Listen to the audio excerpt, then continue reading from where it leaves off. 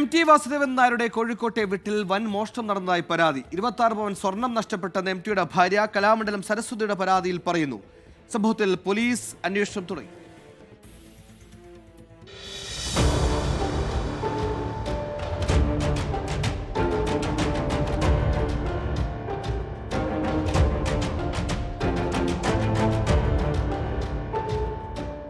Kozhikode east hill കൊട്ടാരം റോഡിലുള്ള വീട്ടിലാണ് മോഷണം നടന്നത്.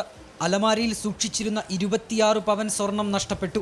സെപ്റ്റംബർ 22-നും 30-നും ഇടയിൽ മോഷണം നടന്നുവെന്നാണ് സംശയം. MT വാസുദേവൻ നായരുടെ ഭാര്യ കലാമണ്ഡലം സരസ്വതി നൽകിയ പരാതിയിൽ അന്വേഷണം ആരംഭിച്ചതായി നടക്കാവ് പോലീസ്. വീട്ടിൽ നിന്ന് ഇങ്ങനെ സ്വർണം പോയെന്ന് പറഞ്ഞിട്ട് നോക്കിയിട്ട് പറയാം. 7 ദിവസത്തെ ഗ്യാപ്പിന്റെ ഇടയിലുള്ള മരതകം പതിപ്പിച്ച ലോക്കറ്റ്, 3 മാല, വള, കമ്മൽ, ഡയമണ്ട് കമ്മൽ, ഡയമണ്ട് ലോക്കറ്റ് എന്നിവയാണ് നഷ്ടപ്പെട്ടത്. അലമാര കുത്തിപ്പൊളിക്കുകയോ നശിപ്പിക്കുകയോ ചെയ്തിട്ടില്ല. സമീപത്തുണ്ടായിരുന്ന താക്കോൽ ഉപയോഗിച്ച് അലമാര തുറന്ന് മോഷണം നടത്തിയെന്നാണ് പോലീസിന്റെ പ്രാഥമിക നിഗമനം. 24 കോഴിക്കോട്.